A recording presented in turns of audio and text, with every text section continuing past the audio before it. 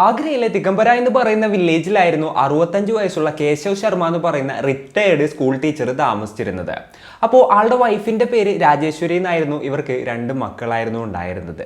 മൂത്ത മകന്റെ പേര് സച്ചിൻ എന്നായിരുന്നു, രണ്ടാമത്തെ മകന്റെ പേര് ഗൗരവ് എന്നായിരുന്നു. സച്ചിൻ അവിടെ അടുത്തുള്ള ഒരു ടൗണിൽ ബാങ്ക് ഓഫ് ഇന്ത്യയിൽ മാനേജറായിട്ടായിരുന്നു വർക്ക് ചെയ്യുന്നത്.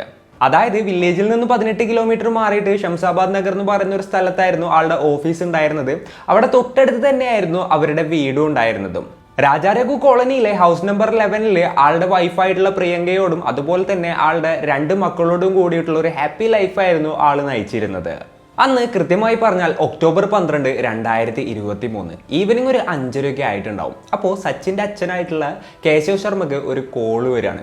ബ്രിജേന്ദ്രയായിരുന്നു ആ ഒരു ഫോൺ വിളിച്ചത്. ആൾ ആരാണെന്ന് ചോദിച്ചു കഴിഞ്ഞിട്ടുണ്ടെന്നുണ്ടെങ്കിൽ പ്രിയങ്കയുടെ അച്ഛനാണ്, അതായത് ഇയാളുടെ ബന്ധുവീട്ടുകാരാണ്. അപ്പോൾ എന്താണ് ആ ആൾ ഈ ടൈമിൽ വിളിക്കുന്നതെന്ന് വിചാരിച്ചുകൊണ്ട് കേശവ് ശർമ്മ ഫോൺ എടുക്കുകയാണ്. വളരെ ഷോക്കിംഗ് ആയിട്ടുള്ള ഒരു കാര്യമായിരുന്നു ആള് പറഞ്ഞത്. അതായത് നിങ്ങളുടെ മകന് വയ്യാതെ അവിടെ കിടക്കുന്നുണ്ട്, ഞങ്ങൾ എന്തായാലും അങ്ങോട്ട് പോവാണ്, നിങ്ങൾ കൂടെ എന്തായാലും നിങ്ങളുടെ മകൻ്റെ വീട്ടിലോട്ട് വായോ എന്നുള്ളൊരു കാര്യമായിരുന്നു ആള് വിളിച്ചു പറഞ്ഞത്. ഇത് കേട്ട് ആകപ്പാടെ പാനിക്കായ ഈ കേശവ് ശർമ്മ ആളുടെ വൈഫിനെയും കൂട്ടി നേരെ തന്നെ മകൻ്റെ വീട്ടിലോട്ട് എത്തുകയായിരുന്നു. അവിടെ എത്തി നോക്കുമ്പോഴാണ് ഞെട്ടിക്കുന്ന ആ ഒരു കാഴ്ച കാണുന്നത്. തങ്ങളുടെ മകൻ ആ ഒരു ബെഡ്റൂമിൽ തൂങ്ങി നിൽക്കുന്ന അതിദാരുണമായ കാഴ്ചയായിരുന്നു അത്. ഇത് ആ പാരൻസിന് താങ്ങാവുന്നതിലും അപ്പുറമായിരുന്നു. അപ്പോൾ സച്ചിൻ്റെ ജീവിതത്തിൽ എന്തൊക്കെയായിരുന്നു നടന്നത്? യഥാർത്ഥത്തിൽ അന്ന് സച്ചിന് എന്താണ് സംഭവിച്ചത്? എന്തിനാണ് ആൾ ഇത്തരത്തിലുള്ളൊരു കടുങ്കൈ ചെയ്തത്? 2023 ആഗ്രയെ തന്നെ നടുക്കിയ ആ ഒരു കേസിനെ കുറിച്ചിട്ടാണ് ഇന്നത്തെ വീഡിയോയിലൂടെ നമ്മൾ സംസാരിക്കാനായിട്ട് പോകുന്നത്. Hello guys, welcome back to the channel. Raseen this side. ഈ മരിച്ച സച്ചിൻ്റെ കാര്യം പറയുകയാണെന്നുണ്ടെങ്കിൽ ഗുജറാത്തിലെ അഹമ്മദാബാദിൽ കസ്റ്റംസ് സർവീസിലായിരുന്നു ആൾക്ക് ആദ്യം ജോലി ഉണ്ടായിരുന്നത്. അവിടെ വെച്ചിട്ടാണ് ആൾ ബാങ്കിങ് ടെസ്റ്റും കാര്യങ്ങളൊക്കെ എഴുതിയത്. അങ്ങനെയാണ് ബാങ്ക് ഓഫ് ഇന്ത്യയിൽ മാനേജറായിട്ട് ആൾക്ക് ജോലി ലഭിക്കുന്നത്.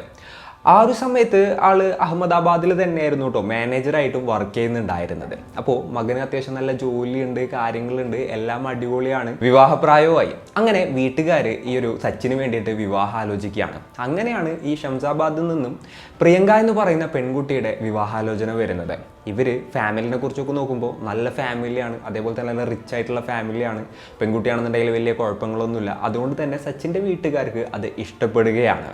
പ്രിയങ്കയുടെ അച്ഛനായിട്ടുള്ള ബ്രിജേന്ദ്ര ഷംസാബാദിലെ കളക്ടറേറ്റ് ബാർ അസോസിയേഷന്റെ പ്രസിഡന്റ് ആയിരുന്നു. ആളുടെ മൂത്ത മകളാണ് പ്രിയങ്ക. രണ്ടാമതൊരു മകനായിരുന്നു ഉണ്ടായിരുന്നത്, കൃഷ്ണ എന്നായിരുന്നു ആളുടെ പേര്. ആളും ഒരു അഡ്വക്കേറ്റ് ആയിരുന്നു, അതായത് ഒരു അഡ്വക്കേറ്റ് ഫാമിലി ആയിരുന്നു. അതേപോലെ തന്നെ നാട്ടിൽ നല്ല രീതിയിൽ അറിയപ്പെടുന്ന ആളുകളും ആയിരുന്നു.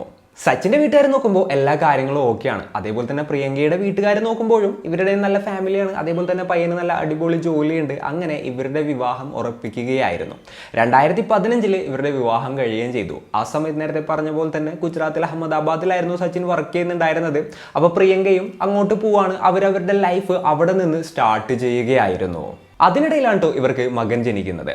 ആ ഒരു സമയത്ത് സച്ചിൻ്റെ അച്ഛൻ ചെയ്തൊരു കാര്യം എന്താണെന്ന് വെച്ച് കഴിഞ്ഞിട്ടുണ്ടെങ്കിൽ മകന് ഭാവിയിൽ തങ്ങളുടെ നാട്ടിലോട്ട് ട്രാൻസ്ഫർ കിട്ടാനായിട്ടൊരു സാധ്യതയുണ്ട്. അങ്ങനെയാണെന്നുണ്ടെങ്കിൽ ഷംസാബാദിലായിരിക്കും ആൾക്ക് ട്രാൻസ്ഫർ ലഭിക്കുക. അപ്പോൾ അവിടെ ഒരു വീട് വാങ്ങാമെന്ന് വിചാരിച്ചുകൊണ്ട് സച്ചിനെ കരുതിക്കൊണ്ട് ആളുടെ പേരിലൊരു വീട് വാങ്ങുകയാണ്. EMI കാര്യങ്ങളൊക്കെ സെറ്റ് ചെയ്തു. അങ്ങനെ അവിടെ ആളൊരു വീട് വാങ്ങിച്ചിട്ടാണ് എന്നെങ്കിലും ആൾക്ക് ട്രാൻസ്ഫർ കിട്ടി ഇങ്ങോട്ട് വരികയാണെന്നുണ്ടെങ്കിൽ അവിടെ ആൾക്ക് ഫാമിലിയുടെ ഒപ്പം താമസിക്കാമല്ലോ എന്നുള്ളൊരു ഉദ്ദേശത്തോട് കൂടിയിട്ട് തന്നെയായിരുന്നു സച്ചിൻ്റെ അച്ഛൻ അവിടെ ഒരു വീട് വാങ്ങിയിട്ടുണ്ടായത്.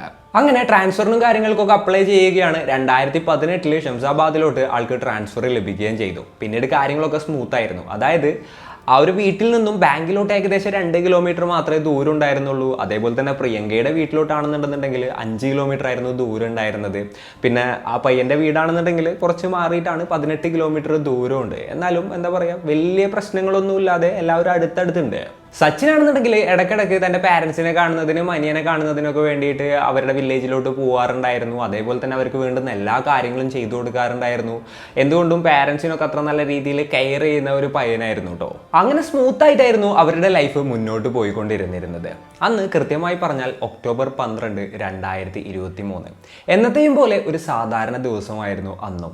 അപ്പോൾ ഇവരുടെ വീട്ടിൽ 2 പണിക്കാരുണ്ട്. രജനി എന്നാണ് ഒരു സ്ത്രീയുടെ പേര്. അവർ രാവിലെ തന്നെ വരും. അവർ വീട്ടിൽ ക്ലീനിങ് ജോലിയും കാര്യങ്ങളൊക്കെ ചെയ്യും. അതിനുശേഷം എന്താ പറയുക, ബ്രേക്ക്ഫാസ്റ്റിനുള്ള കുറച്ച് ഹെൽപ്പ് കൂടെ ചെയ്തിട്ടാണ് അവർ പോവുക. ഒരു 11 മണിയൊക്കെ ആകുമ്പോഴത്തേനും മുന്നിൽ നിന്ന് പറയുന്ന വേറെ സ്ത്രീ വരും.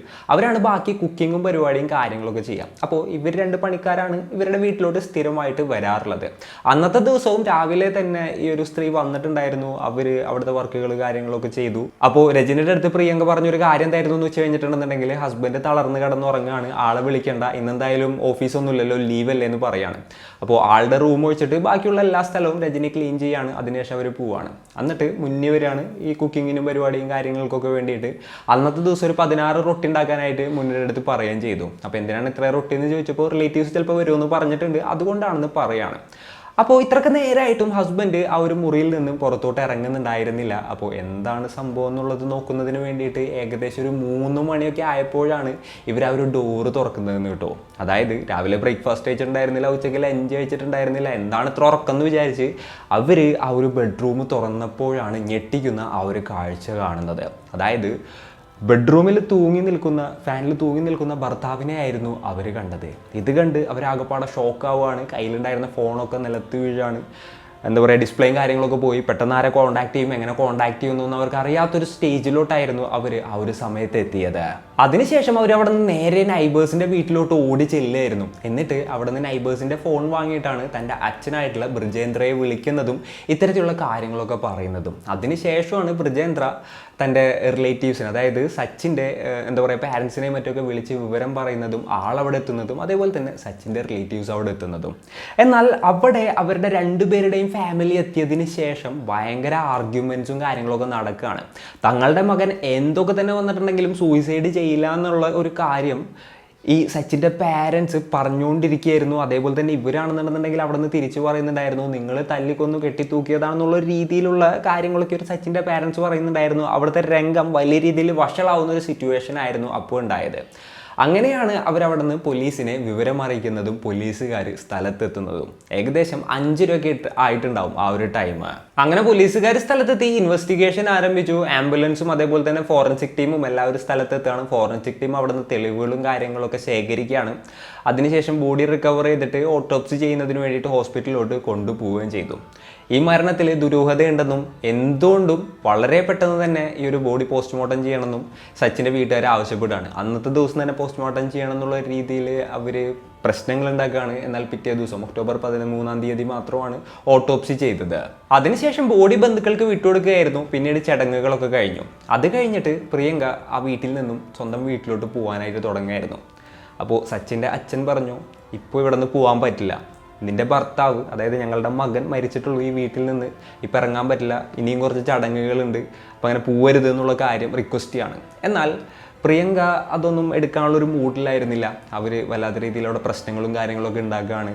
അവിടെ നിന്ന് ഇറങ്ങി നേരെ അവർ പോയത് പോലീസ് സ്റ്റേഷനിലോട്ടാണ്. എന്നിട്ട് ഒരു കംപ്ലൈൻറ്റ് കൊടുക്കുകയും ചെയ്തു.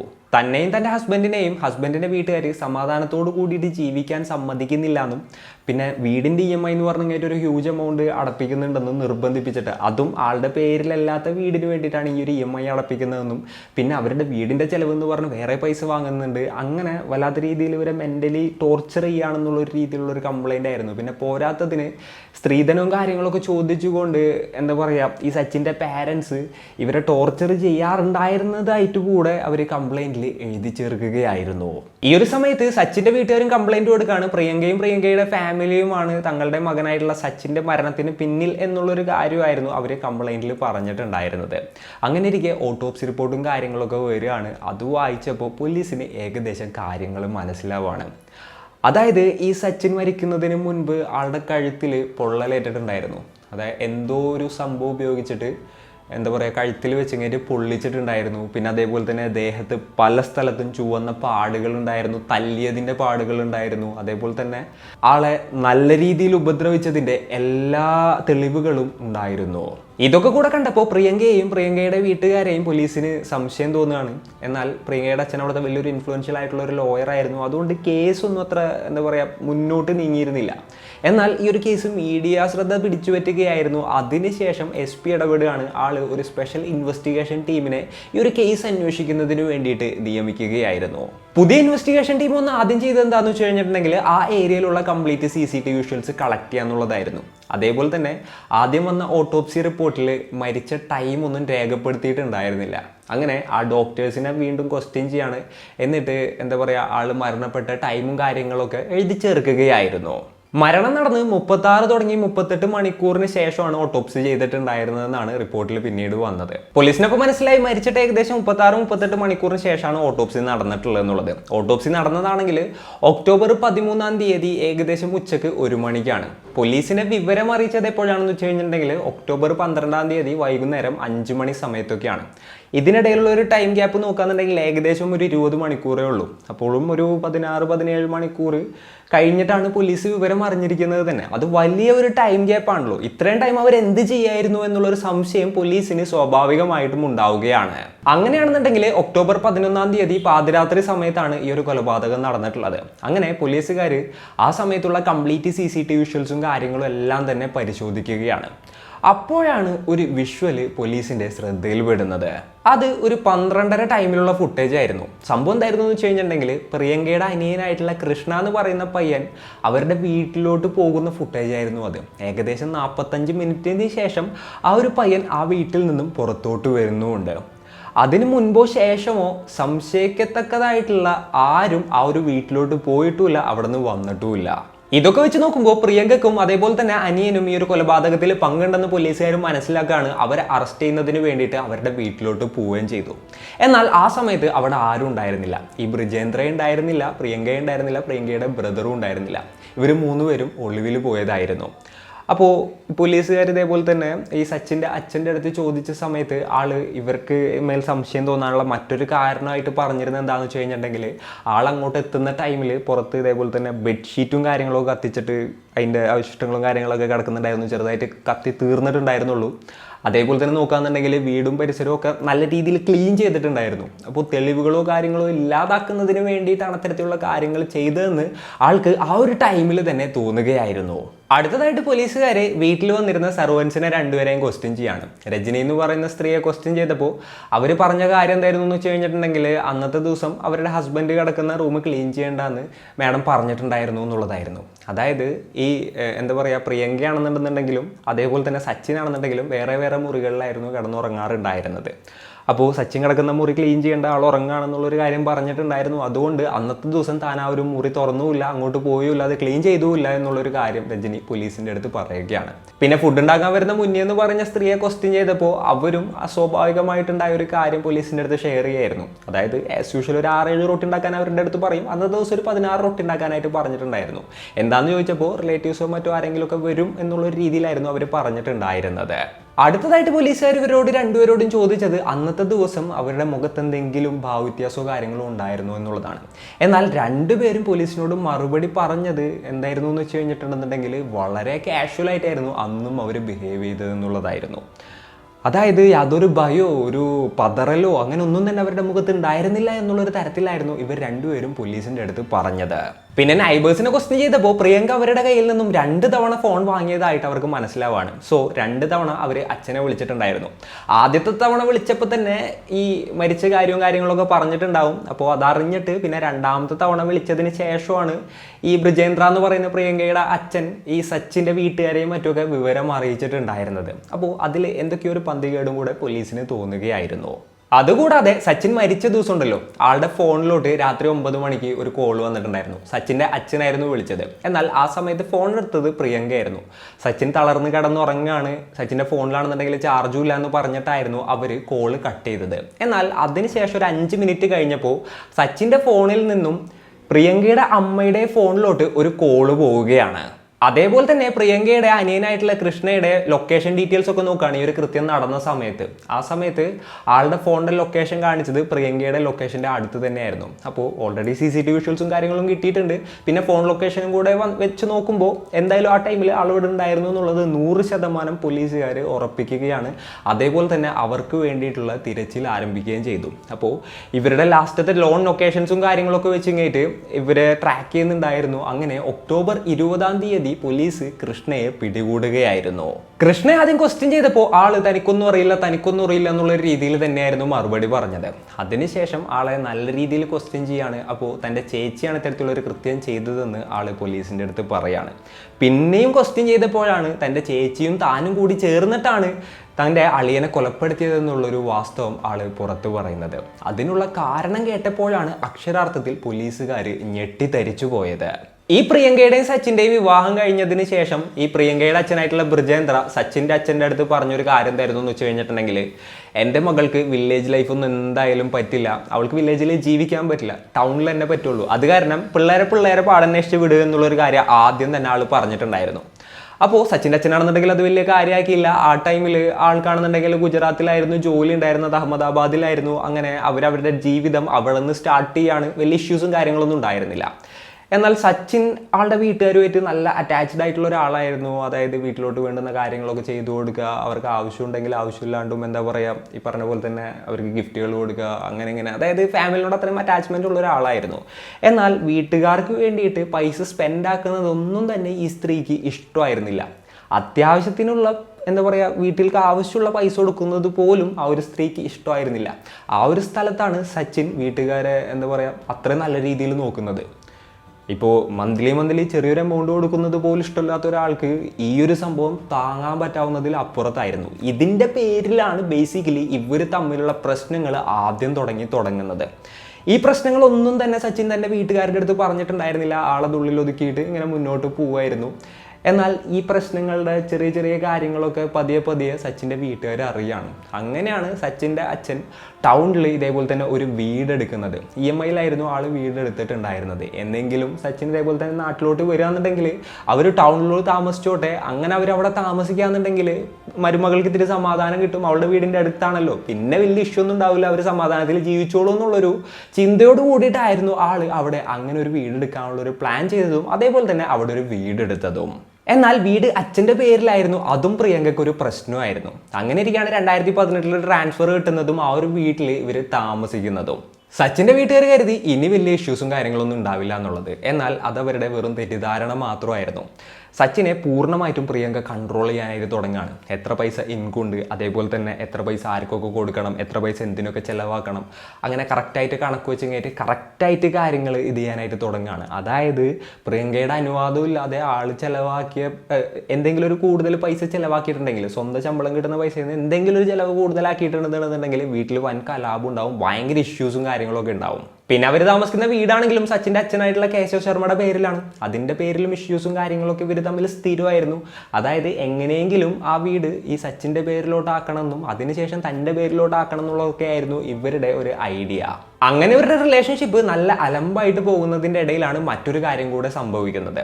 ഈ കേശവ് ശർമ്മ പെട്രോൾ പമ്പിൻ്റെ കാര്യങ്ങൾക്കൊക്കെ വേണ്ടിയിട്ട് അപ്ലൈ ചെയ്തിട്ടുണ്ടായിരുന്നു. അതിൻ്റെ പ്രൊസീജിയറും കാര്യങ്ങളൊക്കെ കഴിഞ്ഞ് എല്ലാം സെറ്റ് ആവുകയാണ്. അങ്ങനെ ആ ഒരു ലൈസൻസും പരിപാടി എല്ലാം തന്നെ തൻ്റെ ഇളയ മകനായിട്ടുള്ള ഗൗരവിന് ആൾ കൊടുക്കുകയായിരുന്നു. ഇതറിഞ്ഞപ്പോൾ ഈ സച്ചിൻ്റെ ഭാര്യയായിട്ടുള്ള പ്രിയങ്ക ആകെപ്പാടെ കല്ലി തുള്ളുന്നൊരു സാഹചര്യമായിരുന്നു. എന്നാൽ ഓൾറെഡി സച്ചിൻ്റെയും കൂടെ തീരുമാനമായിരുന്നു കേട്ടോ അത്. സച്ചിൻ നോക്കുമ്പോൾ തനിക്ക് നല്ലൊരു ജോലിയും കാര്യങ്ങളൊക്കെ ഉണ്ട്, അനിയനാണെന്നുണ്ടെങ്കിൽ ജോലിയൊന്നുമില്ല.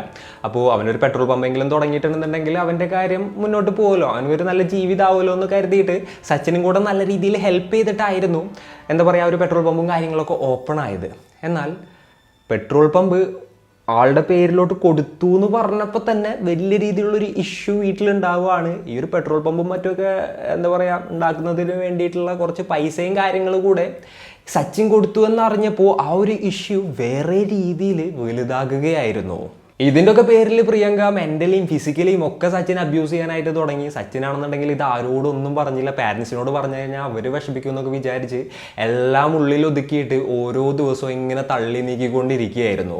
ഈ പെട്രോൾ പമ്പിൻ്റെ ഇഷ്യൂ പ്രിയങ്കയുടെ ഉള്ളിൽ കിടന്ന് കയറ്റി പുകഞ്ഞ് അത് വല്ലാത്ത രീതിയിലുള്ള ഒരു പകയായിട്ട് മാറുകയാണ്. എന്തൊക്കെ തന്നെയാണെന്നുണ്ടെങ്കിലും സച്ചിനോട് പ്രതികാരം ചെയ്യണം എന്നുള്ളൊരു ചിന്ത അവരുടെ ഉള്ളിൽ വരികയാണ്. അപ്പോൾ അവരുടെ ബ്രദറിനെ വിളിച്ച് കാര്യങ്ങളെല്ലാം തന്നെ പറയുകയായിരുന്നു. അന്നത്തെ ദിവസം രാത്രിയാണ് 9 മണിക്ക് സച്ചിൻ്റെ അച്ഛൻ സച്ചിനെ വിളിക്കുന്നുണ്ടായിരുന്നത്. അതായത് അന്നത്തെ ദിവസം ഈവനിങ് സച്ചിൻ ആളുടെ അച്ഛനൊക്കെ കണ്ടിട്ടുണ്ടായിരുന്നു. എന്നിട്ട് അവരുടെ അടുത്തൊക്കെ സംസാരിച്ചിട്ട് തിരിച്ച് ലേറ്റ് ആയിട്ടായിരുന്നു വീട്ടിലോട്ട് എത്തിയത്. ഒരു 8:30-9 മണി ടൈമൊക്കെ ആയിട്ടുണ്ടാവും ആള് വീട്ടിലോട്ട് എത്തിയപ്പോൾ. ആ ടൈമിൽ മകൻ എത്തിയോന്ന് അറിയുന്നതിന് വേണ്ടിയിട്ടായിരുന്നു കോൾ ചെയ്തിട്ടുണ്ടായിരുന്നത്. അപ്പോഴാണ് സച്ചിൻ വന്നു കിടക്കാണെന്ന് പറഞ്ഞതും പിന്നീട് ഫോൺ ചാർജ് ചെയ്യാൻ പോകണമെന്ന് പറഞ്ഞിട്ട് കോള് കട്ട് ചെയ്തതും അതിനുശേഷം അമ്മയുടെ ഫോണിലോട്ട് വിളിക്കുന്നതും. അമ്മയുടെ ഫോണിലോട്ട് വിളിച്ചിട്ടാണ് അനിയനുമായിട്ട് ഇവർ സംസാരിച്ചത്. അതിനുശേഷമാണ് അനിയൻ നേരെ അങ്ങോട്ട് വരുന്നത്.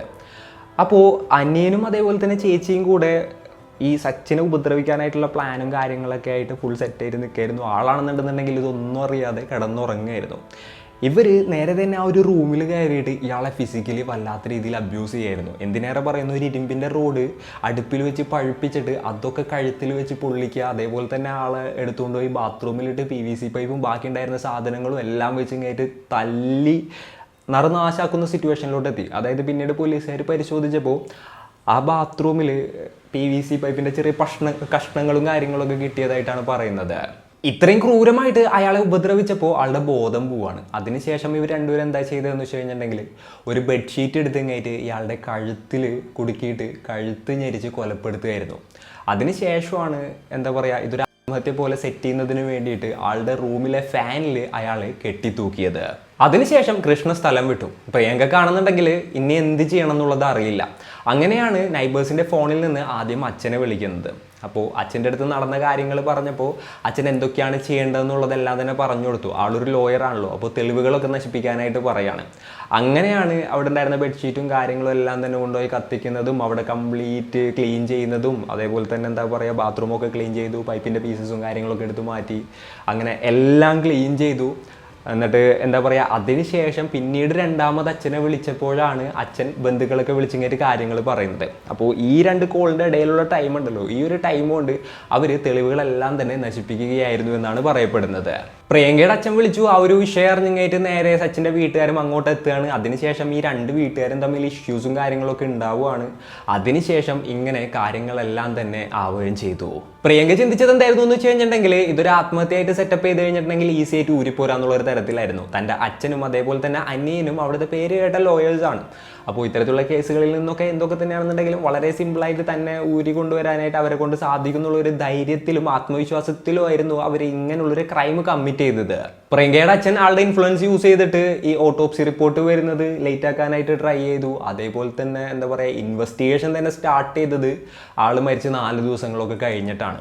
പിന്നെ പറയുകയാണെന്നുണ്ടെന്നുണ്ടെങ്കിൽ മീഡിയയിൽ ഈ ഒരു കേസും കാര്യങ്ങളൊക്കെ അത്യാവശ്യം ചർച്ചയായതിന് ശേഷം പോലീസിൻ്റെ മേലും നല്ല പ്രഷർ വന്നതിന് ശേഷമാണ് ഈ കേസിൽ നല്ല രീതിയിൽ ഇൻവെസ്റ്റിഗേഷനും കാര്യങ്ങളൊക്കെ നടക്കുന്നതും അതേപോലെ തന്നെ ആദ്യം പ്രിയങ്കയുടെ അനിയനെ കസ്റ്റഡിയിലെടുക്കുന്നതും. അതിനുശേഷം ഒക്ടോബർ 29-നാണ് ബ്രിജേന്ദ്രയെയും അതുപോലെ തന്നെ പ്രിയങ്കയെയും പോലീസുകാർ കസ്റ്റഡിയിലെടുക്കുന്നത്. അവരെ ക്വസ്റ്റ്യൻ ചെയ്തിട്ട് അവർ വാ തുറന്ന് ഒരക്ഷരവും പോലീസിൻ്റെ അടുത്ത് പറഞ്ഞില്ല. അതായത് എത്രത്തോളം അവരെ ക്വസ്റ്റ്യൻ ചെയ്തിട്ടും അവർ ഒരു കാര്യവും പോലീസിൻ്റെ അടുത്ത് കമ്മ്യൂണിക്കേറ്റ് ചെയ്യാനായിട്ട് തയ്യാറായിരുന്നില്ല. ഇഫ് അവരെന്തെങ്കിലും പറഞ്ഞു കഴിഞ്ഞിട്ടുണ്ടെന്നുണ്ടെങ്കിൽ അത് അവർക്കെതിരെ കോടതിയിൽ ഒരു തെളിവായിട്ട് മാറും എന്നുള്ള ഒരു ഭയം ഉള്ളത് കൊണ്ടായിരിക്കാം അവരൊന്നും പറയാതിരുന്നിരുന്നത്. എന്തൊക്കെയാണെങ്കിലും സർക്കംസ്റ്റൻഷ്യൽ എവിഡൻസസ് കാര്യങ്ങൾ എല്ലാം തന്നെ അവർക്കെതിരായതുകൊണ്ട് ഇവരെ എല്ലാവരെയും ഇപ്പോൾ ജയിലിൽ അടച്ചിരിക്കുകയാണ്. ഈ കേസാണെന്നുണ്ടെങ്കിൽ ഇപ്പോൾ നടന്നുകൊണ്ടിരിക്കുകയാണ്. എന്തൊക്കെയാവും ഈ ഒരു കേസിൻ്റെ വിധി എന്നുള്ളത് നമ്മൾ നോക്കിയിരുന്ന് തന്നെ കാണേണ്ടതായിട്ട് വരും. അപ്പോൾ ഇന്നത്തെ ഈ ഒരു വീഡിയോയിൽ ഇത്രയൊക്കെയാണ് പറയാനുള്ളത്. ഈ ഒരു സ്റ്റോറി കേട്ടപ്പോൾ നിങ്ങൾക്ക് എന്താണ് തോന്നിയത്? നിങ്ങളുടെ തോട്ട്സും കാര്യങ്ങളും എന്തൊക്കെയാണെന്നുണ്ടെങ്കിലും താഴെ കമൻറ്റുകളായിട്ട് രേഖപ്പെടുത്തുക. അപ്പോൾ and it's me Rajin signing off. Peace. Stay peaceful guys. Stay safe.